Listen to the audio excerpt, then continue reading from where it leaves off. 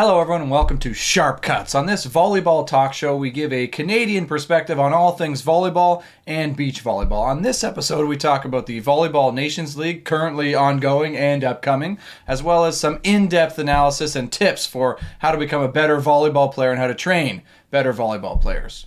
Okay, so let's do it right now. We got the Volleyball Nations League coming up. It's already in progress. We got meaningful games coming up in the coming weeks.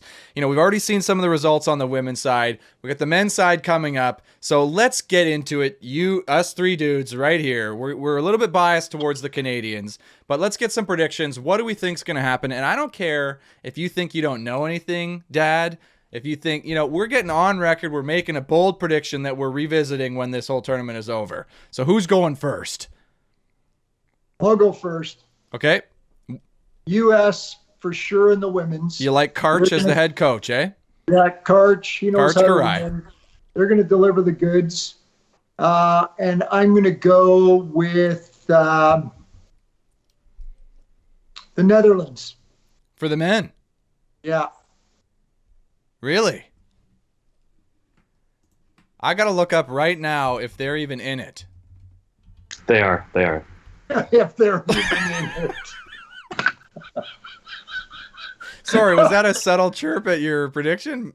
Researching Yeah, if that was like, how do you know? Hey, I was just bluffing earlier on that I didn't know anything about it. You've been studying just for this moment. I know all about it. Oh, Look at- I knew it. You're a By the way, sandbagger. You like my shirt? For our viewers listening and not watching, the shirt says "Best Dad Ever" with the Canadian flag on it. Yeah, I'm obviously for Canada. Did you buy it yourself though? Because Garrett didn't know that shirt, so it's obviously not a gift from your firstborn. I did not buy you that. This is my biological father, after all. We're talking to here on the show. So thanks for joining us, everyone. Predicting U.S. and the Netherlands, who Josh confirms they are in the tournament. So a bold prediction there from you, Dad. Okay, I'll go next because I thought I knew a bit more than you, Dad, but you're pulling out great picks. I have no idea what I'm talking about, I guess. I think on the women's side, I'm going to go against you, Dad. I'm going to say Brazil. I think they came out hot. They gave up that first set. That comment, Josh, you were talking about, the one of the players was saying they were just feeling things out, getting to know Canada, then they just squash them.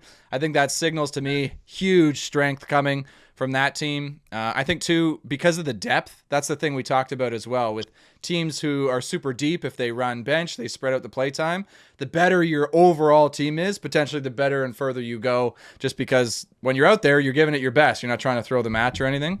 So I won't leave any space for y'all to argue with that prediction. I think on the men's side, though, it's a lot tougher. You got a lot of great teams, a lot of possibilities of teams to go out there and get a win. And, like we had mentioned a few times before as well, teams kind of jockeying for position. Like maybe you don't want to give everything away. So I think I'm going to predict Canada to do pretty well for that reason. I think those boys got a lot to prove. They did really well in the last iteration of this tournament. It's mostly the same team. And I think they got to go out there and let everybody know that, hey, we're coming for you at the Olympics, and we're going to take that sweet money to fund our program for the next quad. So are you saying they're going to do well, or are you going to say they're going to win? Because one of those comments doesn't age well if this goes well. Or you absolutely caught me. I did not fully go all the way in on that. But because you're calling me out, I'm going all in on it. Check it, book it, hammer down. Canada winning the Volleyball Nations League for the men. Comment down below if you disagree with me. I guarantee we're going to get hundreds of comments. Oh, yeah. From the dozens of fans. The only thing you're sure of is that Netherlands isn't going to win.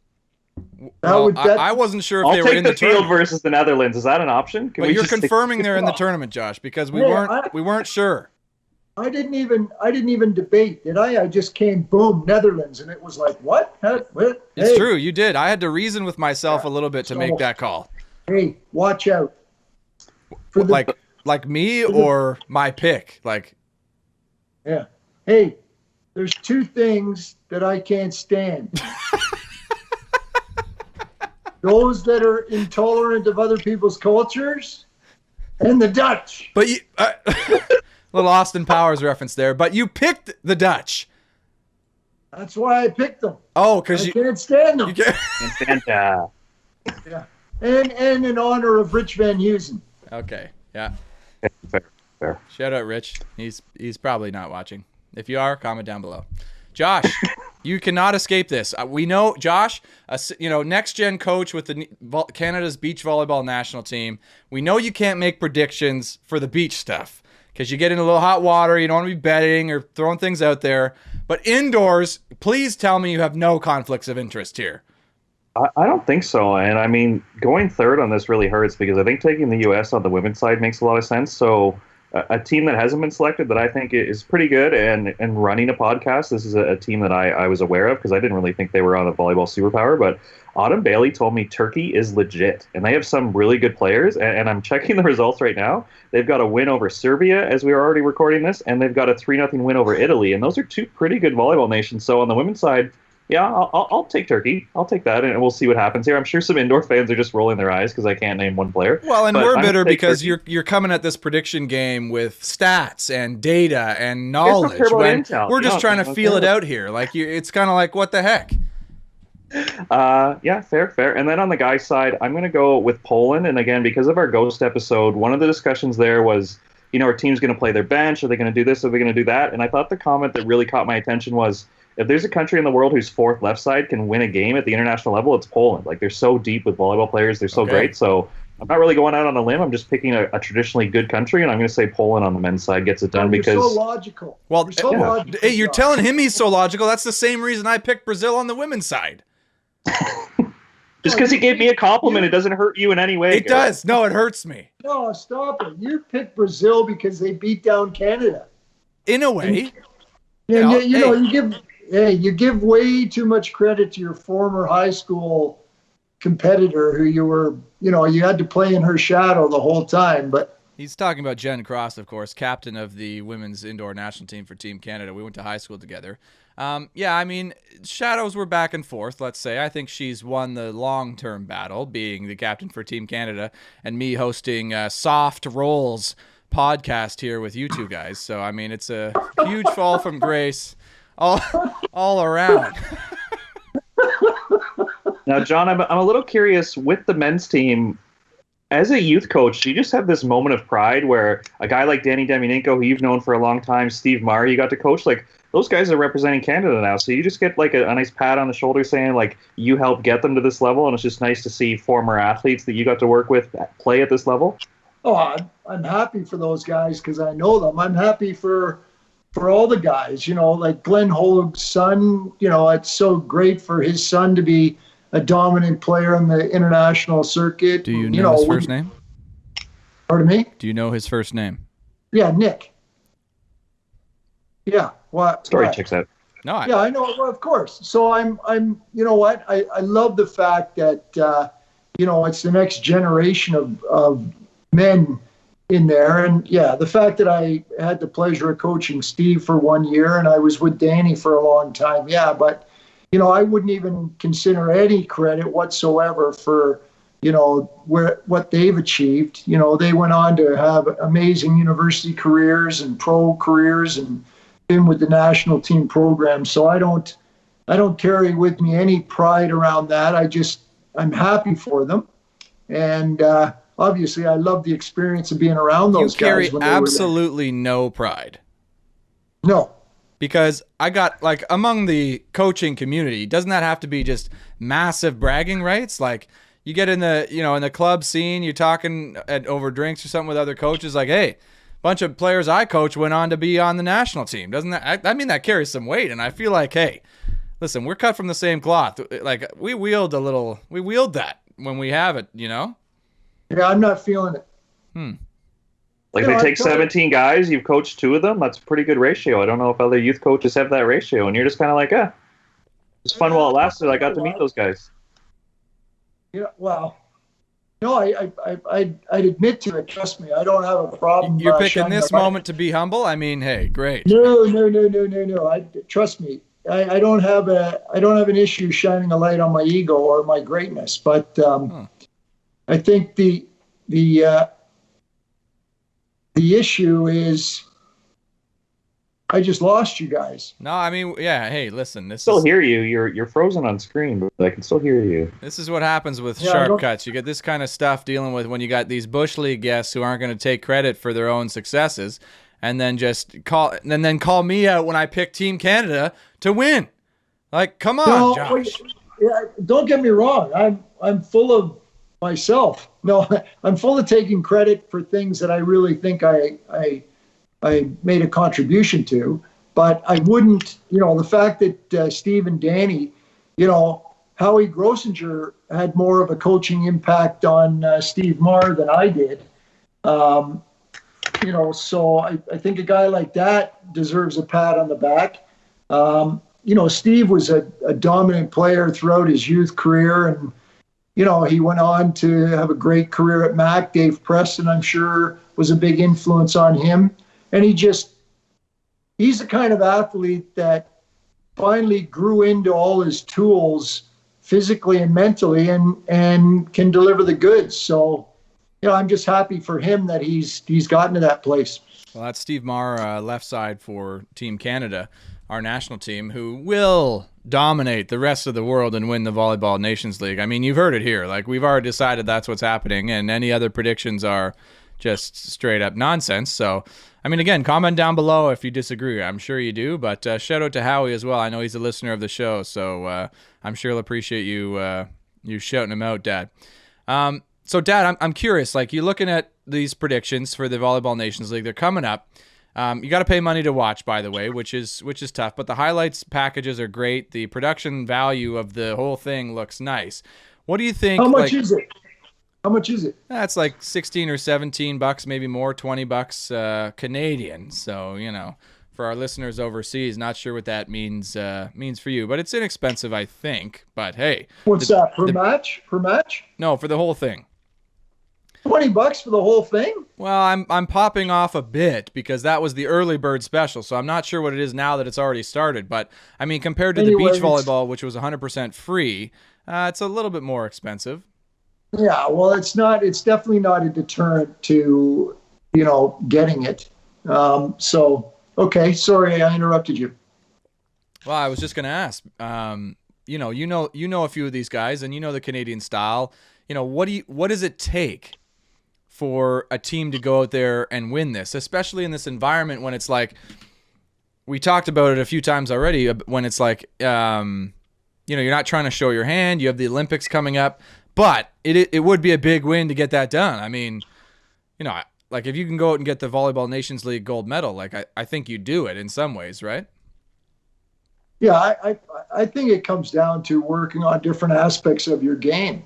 I think getting yourself, you'd use this tournament to hone your skills, tighten your team camaraderie for sure, and get together, as a unit. And I'm sure the coaches are going through seeing how different guys in different situations react under different levels of intensity and pressure. And so I think they probably will use that, especially in an Olympic year, to get prepared.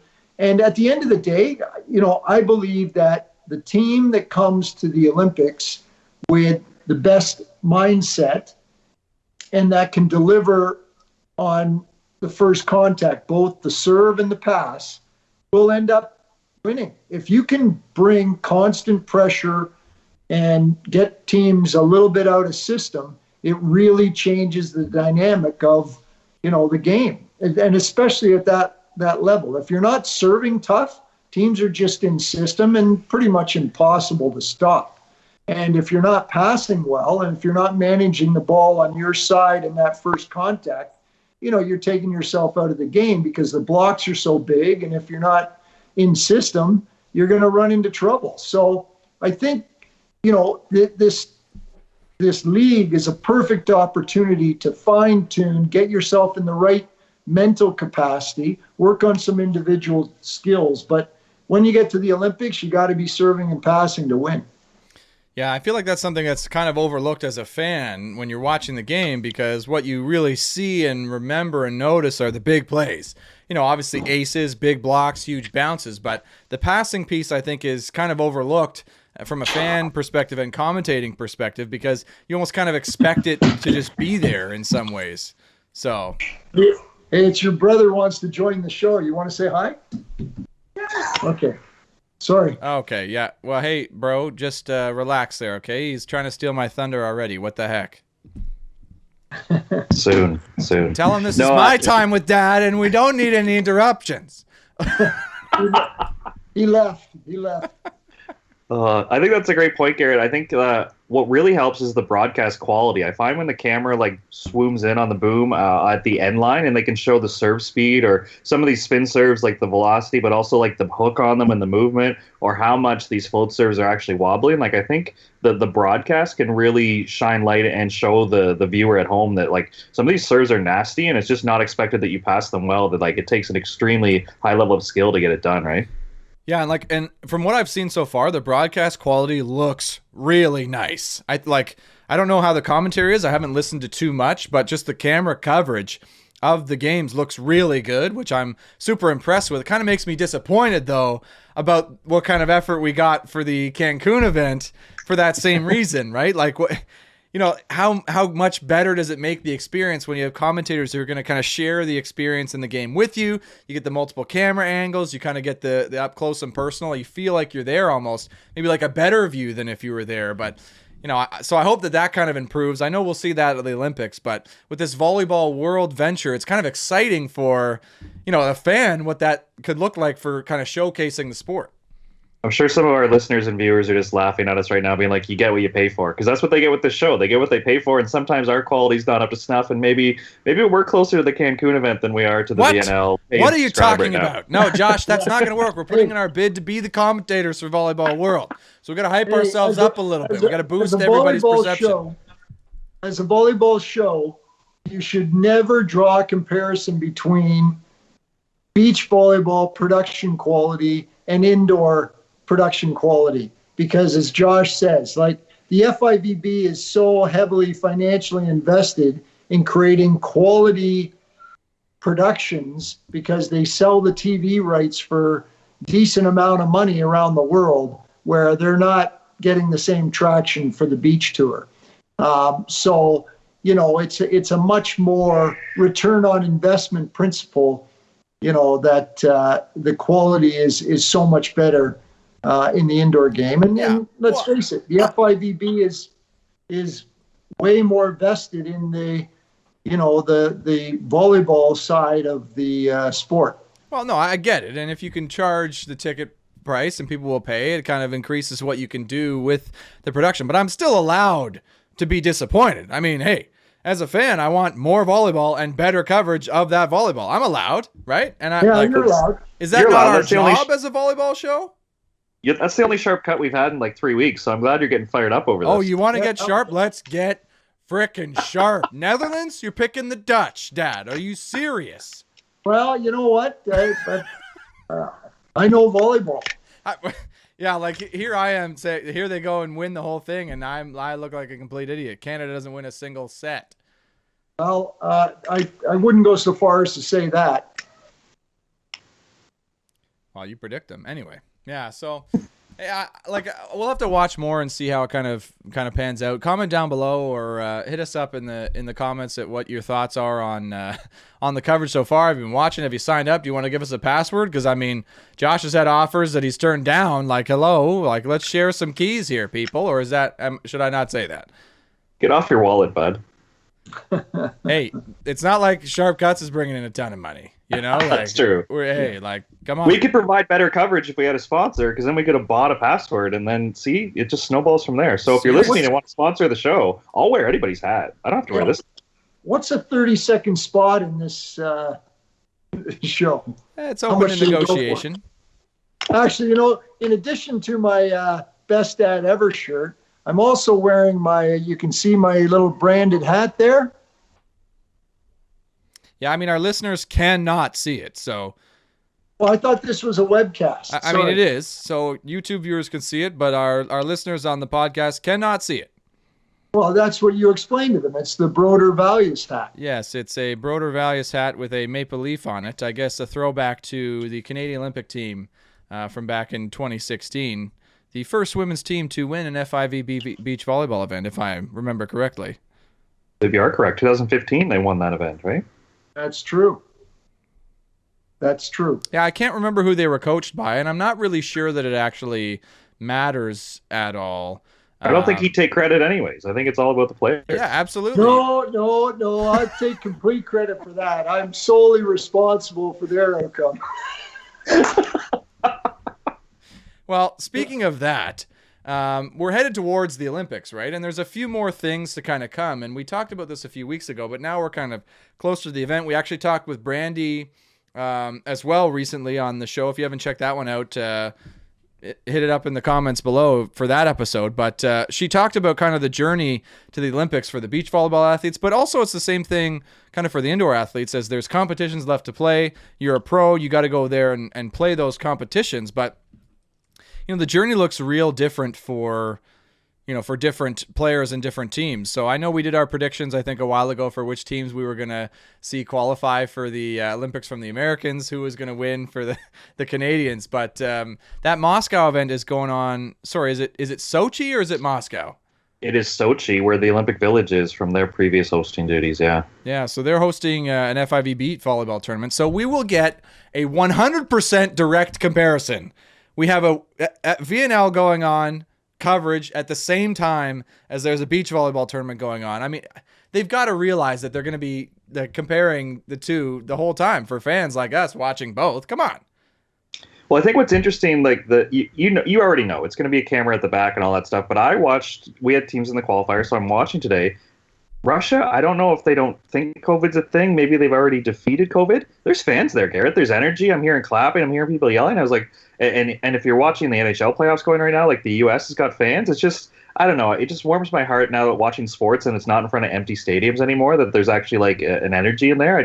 Even as I'm watching a qualifier, hearing stuff in the background, it was like a nice little added value, I thought. It is so eerie, man. Like you watching sports right now, you're not sure what you're going to get in terms of spectators. Like you talking about the Russian event, they got fans there watching the games. You look at the VNL, they're walking out to play the game in masks fully. Nobody's in the stadium. You watch the Toronto Maple Leafs play the Montreal Canadiens in the NHL playoffs. Nobody's in the stadium. It's basically empty. Then you watch the highlights from Florida and Tampa playing, and it's a full stadium. Full people yelling and screaming, going crazy for those games. It's like, wow, what a weird time to be alive. How about the Players' Championship? Did you see Phil Mickelson walking down the 18th fairway? And people there, right? Surrounded by people like masses. One guy even tried to jump on his back to give him a hug.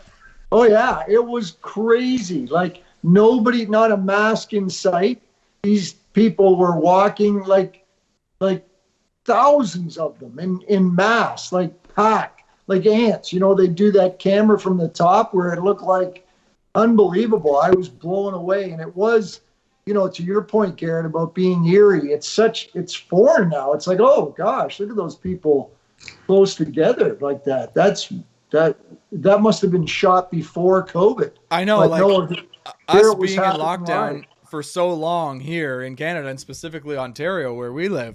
Is like you see people who are close together and it makes you cringe a little bit. You're like, ooh, what are you doing? Because it's been so long of not doing that. But it kind of brings up a thought that looking forward to some of these events, you think about the Olympics, VNL's got no fans.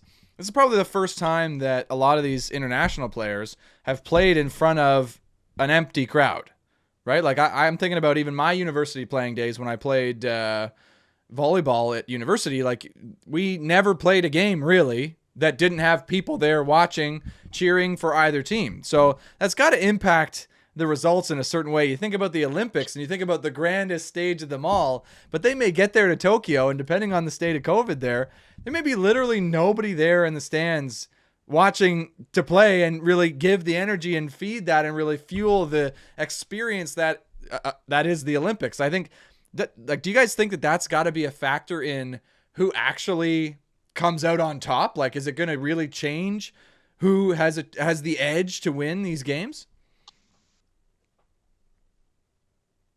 I guess it was a tough question. Obviously it's going to change the dynamic because the dynamic's going to be different with empty stadiums. So that is a change, but it's a change for everyone, and everybody's experiencing that as a factor. So are there certain teams or athletes that perform better when there's a bigger audience there versus not, or that they are grittier, or that are under pressure for the larger crowds and so on and so forth? I think it's the magnitude of the event itself. I think with respect to the Olympics, that the entire world is watching from a broadcast perspective. It's not so much just who's sitting in the seats there. It's that this is truly the pinnacle of all events for certain sports. The 100-meter dash, as an example, it won't matter that there's nobody in the stadium. It's still the ultimate event that comes around every 4 years. Well, I'm not sure about that. Like, you think about the teams who would be hosting. So for the Volleyball Nations League, it's in Italy, right? You think about the crowd benefit that team might have. For the Olympics, you think about Team Japan, who they're not bad. Like, and with a crowd behind them, jeering the other team, fueling that energy, you don't think that might have some sort of influence that they've now lost and missed out on? Yeah, they're definitely fanatic in Japan. They have some great fans. I think if it's no fans, I agree with John. Like, there's no advantage and everybody gets used to it. I think when there are fans, like, one of my best moments of watching volleyball was remember when Josh and Martin were at the Olympics, and Josh had his crew of, like, I'm not going to say they were drinking, but they were definitely drinking during or before games. And when they played Nikolai and Lupo, you could see that Nikolai and Lupo were getting, like, visibly agitated about the crowd. They were trying to get the refs to kick them out of there. Like, I think if you have a rowdy crowd, that's an advantage for the team. But if everybody's playing in front of nobody, well, then I think the best teams are just going to win, and there's no advantage positively or negatively for any team. But I think if there's a crowd there, that's when, like, it gets one-sided in a hurry, I think. Yeah, see, I got to think, though, because, like, as a fan and a spectator, you want to believe that some of the higher energy, higher intensity players, some of the fan favorites that you watch, who get celebrated, hype up the crowd, kind of really play it up, that they fuel and feed off that, and without it, what do they really bring? They'll probably be a similar player, but do you think that moves the needle in any direction? Like, you think about a player like the right side for Italy, on the men's side. I'm drawing a blank on his name right now, but he's a pretty famous guy. He's got the mohawk. Gosh, what's his name? Anyways, this is a volleyball show and we can't name it. I know, like, how embarrassing. It's on the tip of my tongue. It'll come to me. But super energized guy, gets super fired up. The crowd, his teammates, the Team Italy getting really fired up. And without any of that, and it's kind of silent out there, it really comes down to, like, focus and what kind of energy can you generate yourself. I got to feel like that's a factor. You guys are telling me no? Well, I agree with Josh. It's only a factor for the home team crowd. If there's no home team crowd and there's just no crowd, then no. I remember one of the biggest, seventh men advantages ever was a CIS tournament in Laval. I think you, Garrett, might have been in your second or third year. It might have been your third year. Second year. Was it your second year? Third year, yeah.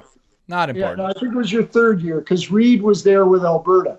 And anyway, Laval ended up winning the men's championship. And I'm telling you, every time Laval played, the stadium was packed. It had like 4,000 people in there going nuts, like constantly behind these guys. And they were definitely not the best team. But they were playing with 4,000 guys against 6. It was such a shift in the experience. Whereas when you played Laval, you were playing against the packed stadium. When you played anybody else, any other two teams, there was nobody there. Yeah. I mean, that is true about the home team thing. But, I mean, you guys got to know that, like, there's players out there and players I've played with who get amped up, and there's something different about a game in front of a big crowd that affects their play. I can think about a few guys I played with at university for the big crowd games. Regardless of the gravity of the game, there was a little extra. There's a little pep in the step, a little bit more physicality. I gotta think that there's some players out there like that. Maybe not so much on the beach. Maybe it's an advantage to try to kind of stay in your own lane, stay super focused. But indoors, when it's such a physical exertion, that feeding off that energy, pulling some of the crowd onto your side, I feel like that's got to be, for some players, like the high intensity players, they're missing something. I gotta feel like. I guess you guys are both disagreeing with me. You're the guys who know more about the volleyball, and you're picking great picks for your choices, and you're using data and smarts. Enough of that crap. Well, I think your comments are just, I think players that play for the crowd, I don't think they necessarily make it to this level. And I think they get lost in the shuffle. I think most of these athletes have something internal that drives their engine more so than external. And if we're talking about the best in the world and those that are going to win the Olympics, you're not performing for somebody else. I think you're in your own zone and your own focus. Now, I might be wrong, but I think that these athletes are pretty self-motivated, that they may exude some of that energy, and they may use the crowd in certain ways, but I think they'll perform under whatever conditions, because that's what they're trained to do. Yeah, I mean, they will. I mean, you get it done, and it's like, you play in front of no crowd. It's not going to be any sort of detriment to you, really, in some ways. But, for myself personally, I just look at it and go, man, like, it's kind of disappointing. And I get what people say now when they, like, want those full stadiums, why people are in such a rush to get back to games like you see in the U.S. and full stadiums, because it is something about sport that just really adds to the atmosphere for everybody involved, right? It just adds that little extra. So it's going to be a unique Olympics, that's for sure. Well, I guess we'll watch the VNL and kind of see the impacts there when you can, like, hear everything everybody's saying, like, across the net, whatever. Like, you just hear it all. It's all audible. Same thing on the beach. Like, you just hear everything that's going on. Let's hope we don't hear anybody talking about anybody's underwear, eh, Josh? I would love that. Garrett, that's a throwback joke. Come on. I know, I totally get it, but I'm not sure if our listeners will, and I'm not sure if I want to clue them in. Hey, well, you know what? Here's the truth of it. I'm not playing for the listeners. I'm into this show for myself. I'm focused on what I'm doing. You're internally motivated to be on the show, and we appreciate it, and we appreciate you if you're still listening. Thank you for joining us here. We're on Sharp Cuts here with John May, Josh Nickel, myself, Garrett May. So the other thing we wanted to talk about a little bit, and Josh brought this up while we got you here, Dad, and I'm kind of curious because I've taken it on a little bit more as well, and I think you saw it if you're listening earlier to why and how we picked the teams we were picking.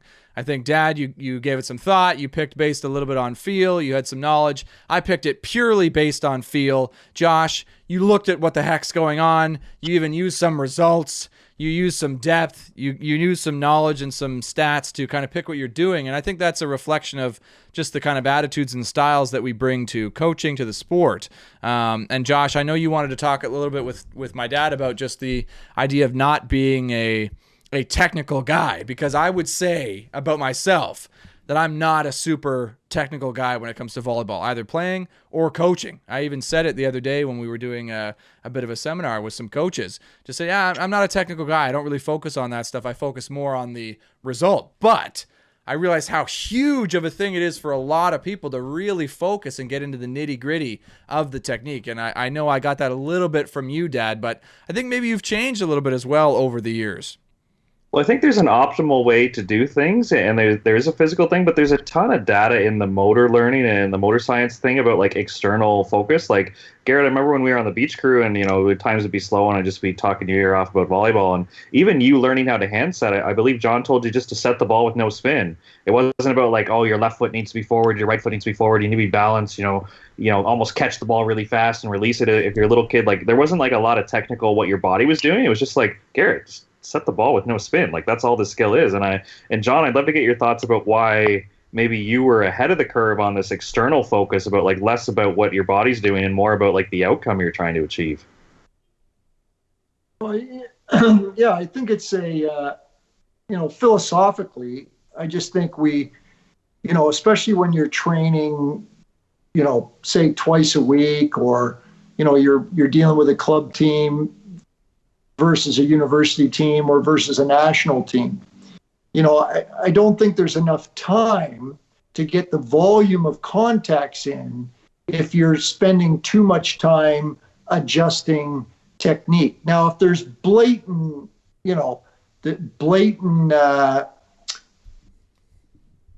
techniques that are out of whack that are really going to hamper performance over the long term, then yeah, they need to be adjusted. But, if you look at Garrett's skills or Reed's skills, or, most of the guys that were part of the Crush program, and I know we got this all the time when we would go and play in tournaments, people would comment on their passing skills, how great of passers they all were.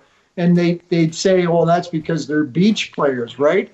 And I was like, in my mind, I was like, oh, yeah, they're beach players or whatever. But I know in one of my practices, they would probably get 100 times more the reps on any given skill than anyone else would get. And what that builds is, muscle memory, your own adjustments to your technique. And let's talk about arm swing. I would never teach arm swing because there's so many different styles to an arm swing. And, keep your elbow high, get your, like the basic little things, bow and arrow, or those little techniques, use your wrist, open your, whatever. It's the same little thing. And you got to let the athlete evolve their own technique, unless they're really doing something, like I said, to hamper their long-term potential. But I think volume of reps is what it's all about. And I remember the mentality that you would develop, like with respect to Garrett's setting, his hand setting. And beautiful, just buttery, smooth hands. Yeah, he became, without question, one of the best hand setters there is. Still am. And I can always remember, the evolution of, referees making a call. And I could remember, as young as he was, I could remember if he ever got called, it was mandated that you had to set the next ball with your hand, no matter if it's spinning or you've got to come back and address that, with hand setting. And you have to ask the referee, or you have to talk to the referee about his decision to call your hands, because you're developing the expectation that your hands are perfect every time. So in your mind, you're never questioning that your hand set. So me being full of myself just in the few moments ago is actually proving this point that you're just saying about conditioning me to do that. Confirmed. Well, I think you were conditioned. I take it back. Yeah, I think you were conditioned to know that you could always set with your hands without question. Now, I don't think I've told you the story, Garrett, but I was asking Aaron Cadu, who coached with your dad, a bunch of questions, and finally he just got so fed up, he's just like, Josh, just ask John if he can come to a practice. So I go to a Crush practice, and it's Reed's 18U year, and they just had won 18U the previous year, playing up as 17U. So I'm expecting like the most dialed in practice, all these secrets. I get there, and everybody's just like, yeah, like come on. And I played short court. Everybody and their parent was playing short court. Me and Roman Coker, we actually got on the king side for a game, but everybody's like loose, like games going on. I'm playing with Roman Coker. And then Aaron decides the practice is going to start, and I see the most dialed in Pepper I've ever seen. I'm like, okay, so these guys can like switch it on when they need to. And then this is the one that shocked me, and this goes back to John's comment about the volume you were getting.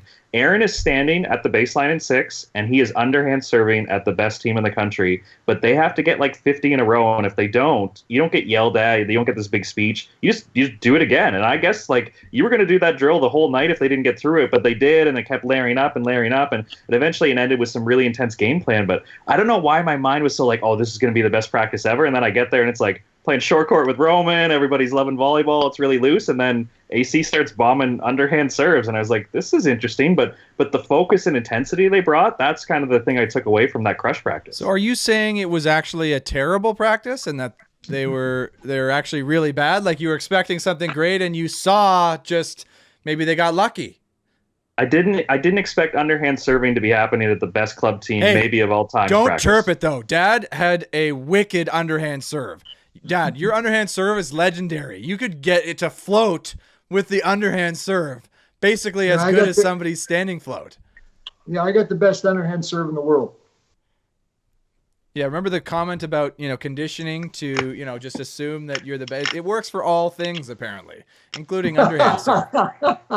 I'll tell you one thing, you talk about focus. I can remember, and it's all a bit of theatrics, but I can remember stopping practices, even at the university level, but certainly at the very young youth level, stopping the practice to say, hey, somebody didn't hand me the ball the right way.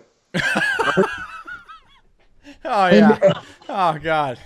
No, but serious, because when you talk about focus, Josh, if you're shagging a ball and you just run around, you're not thinking, and you put it on my upper back, or you just drop it, or you're not focused when you're handing, then you're not focused the whole time you're in the drill, even when you're not, handing the ball or passing the ball. So the training of focus is way outside of the execution of the skill.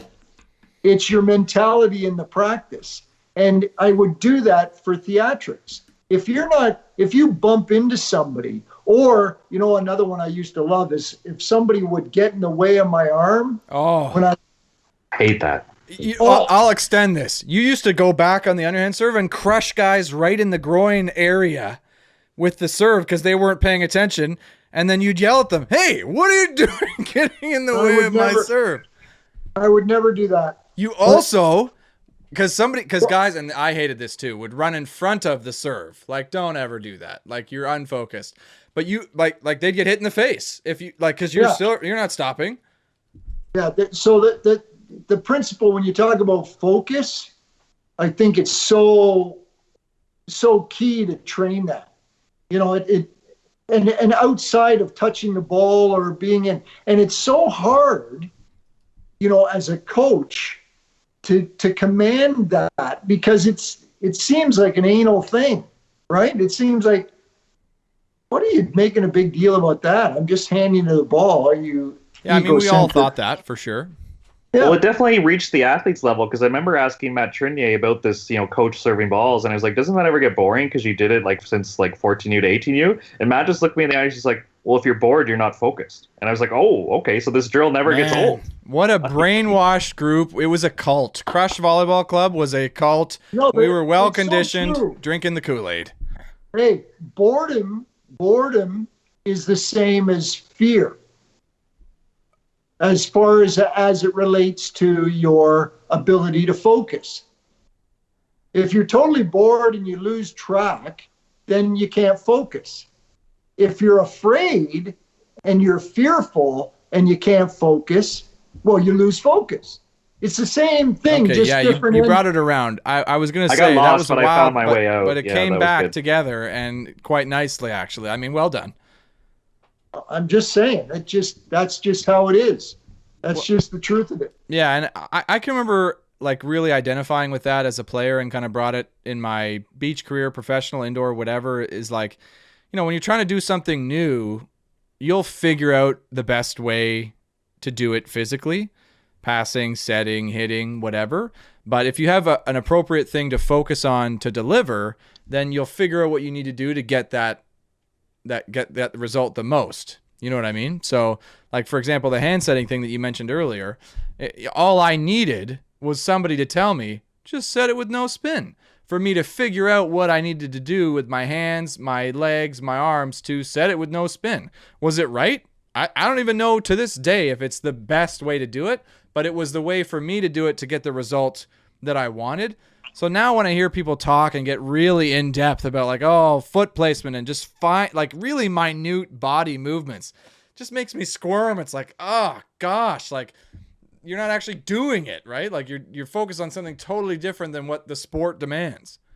Well, that's the value, right? That's what motor learning says about this, that if the athlete discovers their own way, that has staying power versus the coach prescribing and saying, Garrett, move your left shoulder, I don't know, dip this shoulder or whatever, versus if you find the solution, then that's going to perform under pressure, that's going to perform under stress, fatigue, all that stuff, where it's just going to be such more like programmed into your physicality than a coach telling you what to do every single time, right? Look at you bringing in motor learning and technical terms and real science stuff into this show. Like you're raising the knowledge level here on Sharp Cuts just by a full measure.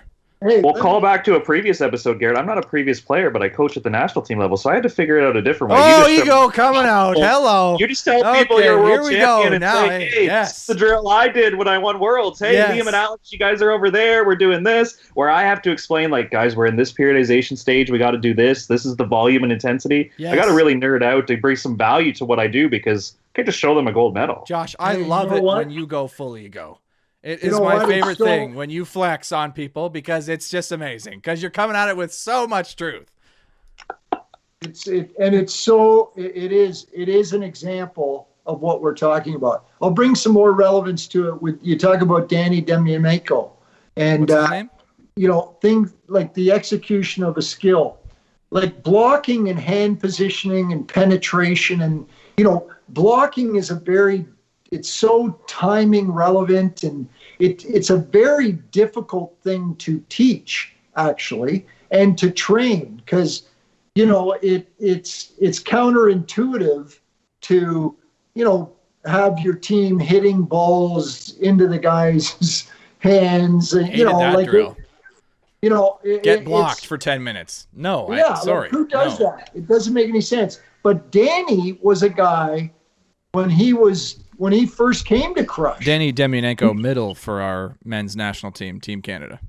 He just had what was a natural, perfect hand position penetration, technique with respect to the way he positioned himself. And then his movements, were pretty quick and natural. And, he was a great athlete.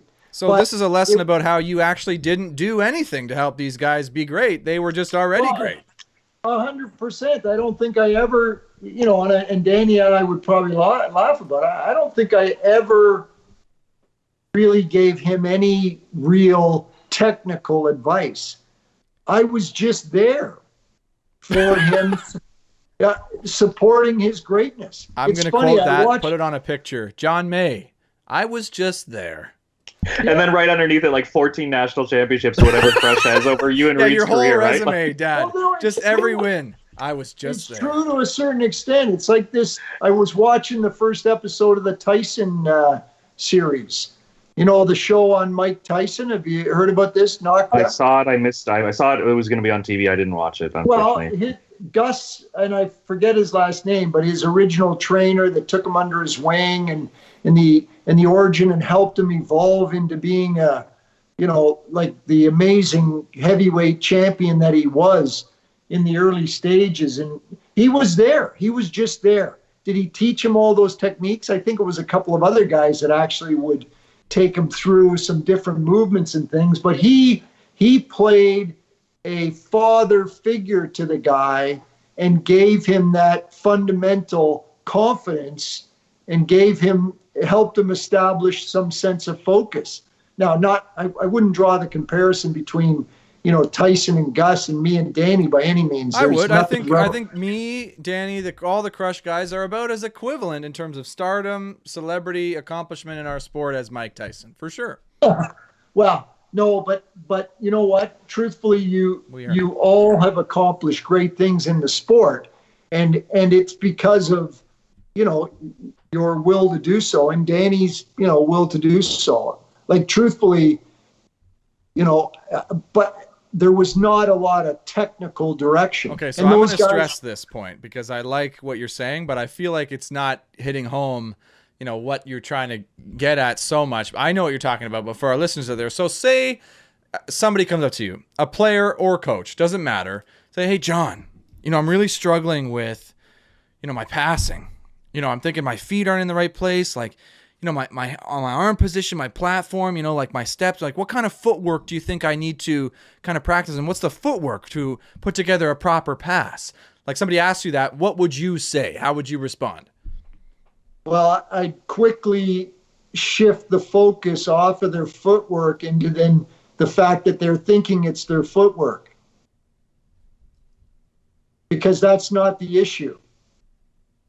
If they've established what's in their way, then that's the first thing you probably have to remove. Now, there's two ways to remove it.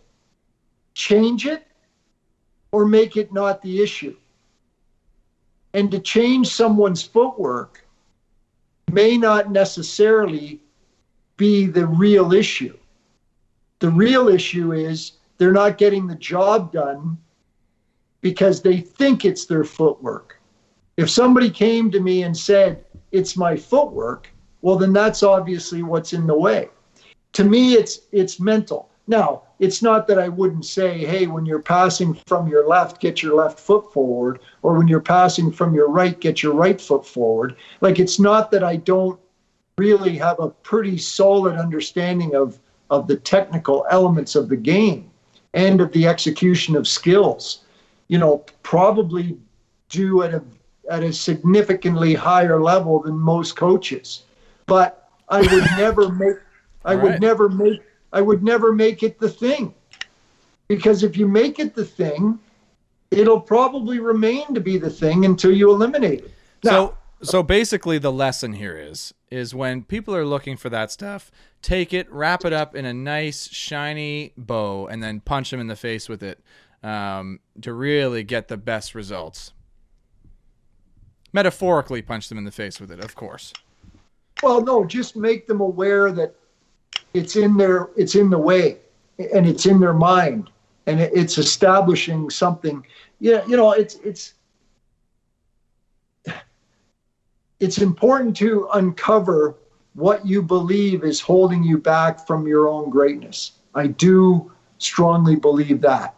And then if somebody begins to suggest that their technical skill execution is what's in their way, I would think that we better find some ways other than just the adjustment of the technique or working on the technique to convince them that that's no longer in their way. So, Josh, we need to make a secondary kind of meme. We got, I was just there, but we also have what's holding you back from your own greatness. I think we also got to bring it full That'll circle sell. with that. That'll sell. I'd put that on a t-shirt. I'd wear that. You put that on a t-shirt? Well, would you wear it instead of best dad ever? Because I think that t-shirt is just kind of embarrassing, especially when you bought it for yourself. No, I didn't buy this for myself. Are you sure? Because I didn't buy it for you. No, my baby Jet and Maxwell got it for me. So you're saying Jet and Max walked out to the store and paid money for that shirt? That's right. Did you walk them to the store? By the way, while we're on this call, your brother Reed phoned as well, and that's what the interruption was. And, ironically, by Reed calling, it knocked your live picture out of my camera view. Yeah, I can't see you now. I'm really used to Reed doing that and just knocking me out of the picture. I mean, it's a pretty common thing with the family, but no, I mean, great. Well, you'll get over it, Gare. Well, I mean, 29 years going, I will eventually. You'll get over it. You'll Wow, get well, I over mean, it. great insights, Dad, and it's always great to hear that stuff kind of coming back again, full circle, as I hear it back again, but we haven't touched on it for a number of years, so it's just kind of wild how you kind of learn these lessons and hear them over and over again and try to apply them in your everyday life. What's holding us back from our greatness on this show, Josh? And let's get it out of our way. What's holding us back from our greatness for everything we're doing in life? And let's get that shit out of our way. That's a good question. I was just going to say for you, like you might glance over this because you've heard it growing up, and John was obviously he's your biological father, but he was also your coach. Where I'm hearing a lot of this for the first time, and I'm just soaking it up. So let's not try to glance over stuff for our listeners who are probably really fired up by that. I think there's a lot of good information there that I know. Like I said, you've probably been hearing this for 29 years, but I'm taking notes here. That was great. That was great. And if our listeners are inspired and fired up, what's holding you back? What's holding us back from our greatness?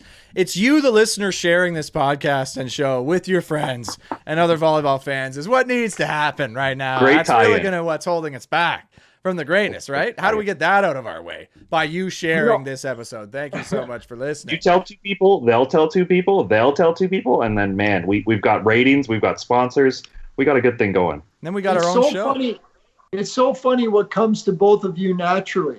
Like, I think you're headed to your own greatness. Like, Josh, your delivery, and it first hit me like a ton of bricks when you interviewed me on the Passin Dimes show. Shout out. And your intellect with respect to the way in which you asked the questions and how you demonstrated some sense of understanding for what was going on, within my headspace and my world, as it relates to whatever, coaching or just being. So I think you're onto something here with respect to the way you approach people. And Garrett, you're stimulating energy with respect to this, and you're just joy for, communicating. I think you guys are onto something pretty special here. Well, thanks. I mean, it is sharp cuts. Yeah, thank you. It's sharp cuts, but it's turned into soft rolls. We may have to change the name because we're Canadian. We can't help it, right? We're just so darn nice to each other. Everything we say has been nice. You know what? I said so many nice things to Brandy last time we spoke. You both did. Well, yeah, but You sound so annoyed by that. she was amazing, right? She was amazing. So I have to give her credit. And you know what? I think we can accomplish way more by helping people, realize their, what's great about them. But having said that, I think it's important when there's things in people's way, we should not be afraid to address them and help them get past them. All right. Well, that's great advice because you are currently in the way of us ending the show. So we're going to have to address what's in our way and get over Okay.